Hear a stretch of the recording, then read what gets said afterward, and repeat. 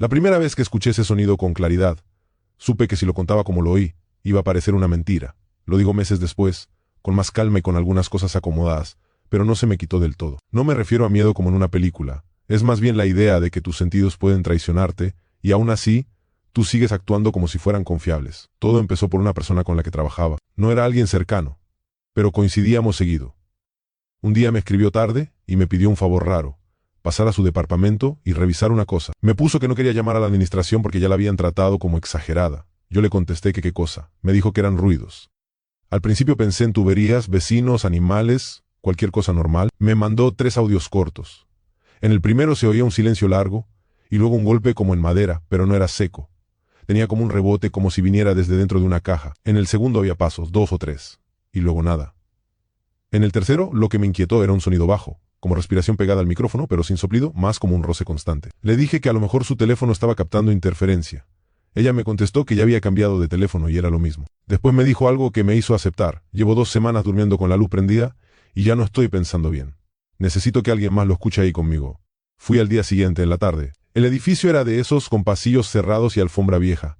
Me abrió rápido, como si no quisiera que la vieran. Adentro, todo normal. Pero había detalles de alguien que no está bien. Platos sin lavar en el fregadero, cortinas a medias, un montón de vasos con agua a diferentes niveles, como si se le olvidara cuál era el nuevo. Me llevó directo a su recámara. Me señaló la pared que daba hacia el departamento de al lado. Ahí, pegada con cinta, había una hoja con horas escritas. 1:13, 2:47, 3:20. Al lado, palabras sueltas, golpe, pasos, arrastre, susurro. Yo traté de mantenerlo en lo práctico. Le pregunté si tenía vecinos. Me dijo que el departamento contiguo estaba vacío desde hacía meses. Lo habían mostrado y nadie lo había rentado. Me dijo que lo sabía porque se asomaba por la mirilla a veces y veía al agente inmobiliario solo, entrando con llaves, enseñando a gente que duraba 5 minutos y se iba. Nos sentamos en silencio. Yo con el celular en la mano, como si fuera a cazar algo. Pasaron 10 minutos sin nada. Ella me miraba cada 2 segundos, esperando que yo confirmara. Yo empecé a sentirme ridículo, como cuando acompañas a alguien al médico y al final todo sale normal. Entonces se oyó el primer golpe. No venía del techo ni del piso.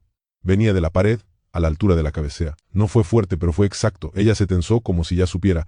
Yo me acerqué y pegué la oreja. Nada. En ese momento pensé en tuberías. Me quedé escuchando, tratando de oír agua o vibración. El segundo golpe llegó 1 minuto después, mismo lugar, mismo volumen.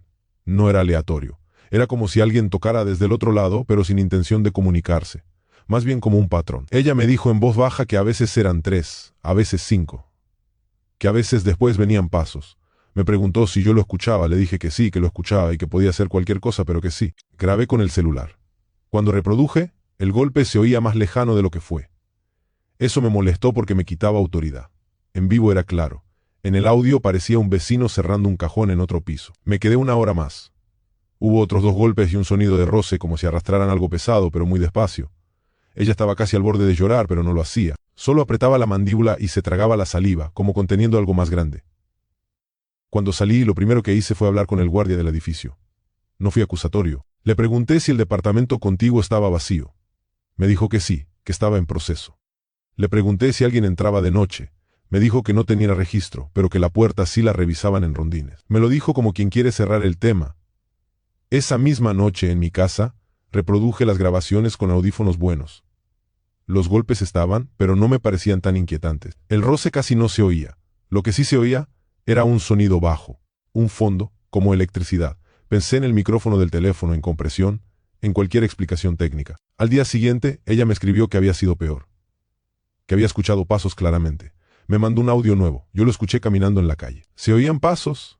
Sí, pero también se oía su respiración, y algo más. Como un murmullo cortado, como si alguien hablara desde un cuarto contiguo y la pared se comiera las palabras. No era un susurro teatral. Era un sonido real, común, que justo por eso molestaba. Le dije que llamara a la administración. Me contestó que ya lo había hecho y que le dijeron que no había nadie al lado. Revisaron el medidor de luz y estaba en 0. Que si seguía con eso, iban a pedirle que se calmara o que se mudara. Esa semana, yo no volví a ir. Y eso es importante, porque mi papel al principio era el de alguien que solo observó. Yo volví a mi vida, pero empecé a esperar esos sonidos en mi propia casa. Me di cuenta porque, sin querer, dejaba el celular grabando por las noches, no por un plan. Era más como un impulso tonto, como si con eso pudiera tranquilizarme. A los pocos días ella dejó de ir al trabajo. Me enteré por alguien más. Le escribí, y tardó en contestar. Me dijo que estaba con su hermana, que no podía dormir, que se le iba el aire. Me pidió otra cosa, que fuera a su departamento a recoger unas cosas, y que si podía, grabara la pared desde adentro, con el micrófono pegado. Acepté por lástima y por orgullo. Quería poder decirle que era una tubería, que era el edificio, que era ella. Fui un sábado temprano. Me dio su llave. Entré solo. Ese detalle ahora lo pienso como un error, no porque pasara algo espectacular, sino porque desde ahí todo empezó a pegarme de otra manera. El departamento estaba más desordenado. Había ropa en el suelo y la cama sin tender. Encendí la luz de la recámara y me quedé viendo la pared. A esa hora había silencio. Pegué el celular con cinta, como ella había hecho, y lo dejé grabando. Me senté en el borde de la cama y esperé. Pasaron 20 minutos. Nada. Me levanté para ir al baño, y justo cuando jalé la puerta se oyó un golpe. No fue en la pared, fue detrás de mí, como en el closet. Me quedé quieto. El segundo golpe vino otra vez, pero más abajo, como si alguien pegara con los nudillos en la madera. Abrí el closet con cuidado. Era un closet normal, ropa colgada, cajas, una maleta. No había espacio para alguien. Cerré y me quedé con la mano en el picaporte. Me dije en la cabeza que era la estructura, que la puerta se acomodaba, que la madera crujía. Regresé a la pared. Pegué la oreja. Ahí, por primera vez, escuché algo que no pude encajar. Un sonido de pasos, pero no como en el piso. Era como una vibración, como si alguien caminara con los dedos por dentro de la pared. Iba y venía, y luego se detenía. Me quedé esperando el golpe y no llegó. Me fui rápido, tomé las cosas de ella, apagué todo y salí. En el pasillo, cuando cerré la puerta, me di cuenta de que estaba sudando. No por miedo, por tensión, como cuando manejas y casi te chocas. Esa noche revisé el audio. Los golpes del closet salieron clarísimos demasiado. Eso me preocupó más que si no hubieran salido, porque ya no podía decir que era imaginación. Y al mismo tiempo era un sonido tan normal que no demostraba nada. Podía ser cualquier cosa. Una tubería, madera, contracción por temperatura. Pero yo estaba ahí, y yo recordaba de dónde venía. Lo que me empezó a afectar no fue el golpe, sino el fondo. En medio del silencio, se escuchaba ese murmullo cortado otra vez, como palabras que no alcanzaban. Puse a subir volumen y a bajar, a ponerlo en diferentes bocinas. En una parecía un ventilador. En otra, parecía un hombre hablando lejos. Yo sabía que estaba forzando. Lo sabía y lo hacía. Al siguiente día fui con el guardia, y le pedí que me dejara ver si el departamento de al lado estaba realmente vacío. No me dejó. Me dijo que no era su trabajo. Le dije que era por seguridad, que había alguien asustada. Me dijo que lo anotaría. La administración tardó 2 días en contestar, y cuando lo hizo, fue un correo frío. Se revisó, no hay evidencia de intrusión. Se sugiere revisar instalaciones internas. Ese fue el tono, como si todo fuera un electrodoméstico. Yo le mandé a ella los audios. Le dije que se oían cosas, pero que no podía confirmar nada. Ella me contestó algo que todavía me da vueltas. No quiero que me creas, quiero que me digas si también te está pasando. Yo le dije que no, y ahí mentí. Porque ya me había pasado en mi casa, pero era tan fácil culpar a mis propios nervios que preferí negarlo.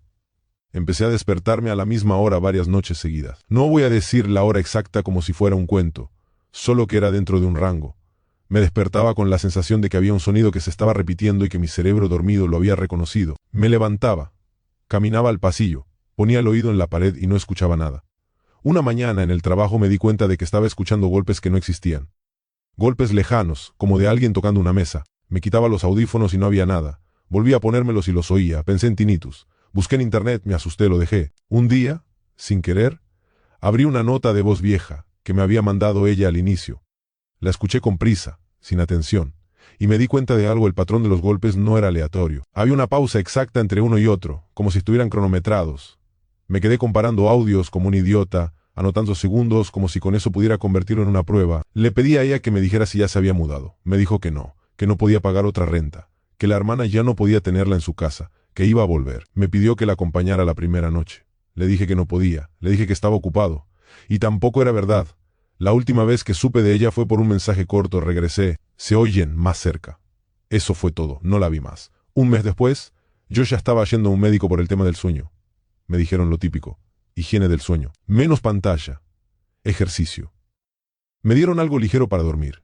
Me hicieron una prueba auditiva y salió casi normal. Ese casi se me quedó clavado. En mi casa, el sonido empezó a aparecer en situaciones específicas. Todo estaba apagado. Cuando el refrigerador dejaba de sonar. Cuando el silencio era tan limpio que cualquier cosa se volvía protagonista. A veces era un golpe muy leve en la pared del pasillo. A veces eran pasos arriba. Yo vivo en el último piso. Eso lo revisé varias veces. Subiendo escaleras, viendo la puerta de la azotea cerrada. Empecé a dejar el celular grabando otra vez, sin admitirlo.